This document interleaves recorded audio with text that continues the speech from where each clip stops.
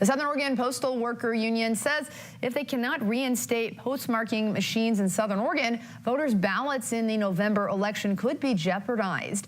The union says delays during the primaries were just the beginning. NBC5's Emily Storm has more on the impacts. For 2 decades, Oregon has been one of 8 states to vote exclusively by mail. Since the U.S. Postal Service cut truck routes and shut down local postmarking machines in Jackson, Josephine, and Klamath counties, all local outgoing mail must be filtered through Portland. Southern Oregon Local American Postal Workers Union President Jeremy Schilling says postal workers' concern began when they saw firsthand the impacts this had on the 2024 local primaries. The Postal Service said this will have no impact on your elections.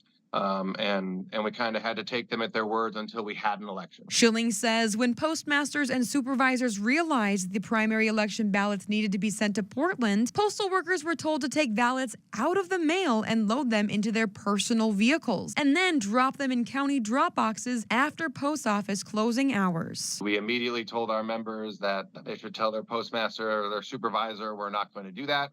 The intent was to get the ballots count, to make sure they get counted, right? But the problem is that, like, you can't just break the chain of custody on a ballot. Schilling says because supervisors weren't prepared, we found that it was taking 7, 8, 9 days to return back to the Jackson County Elections Office. Jackson County Election Clerk Chris Walker says in order for a ballot to be valid, the ballot has to be postmarked by Election Day and has to be received by the 7th day after the election. Schilling says with that machine gone, there's no automated system to postmark ballots. The union says that the postmarking machine still remains in their facility. They demand the postmark machines get reassembled and mail sortation be returned to Southern Oregon. It opens the door for foul play if we're breaking the chain of custody as a rule. And the public deserves better than that.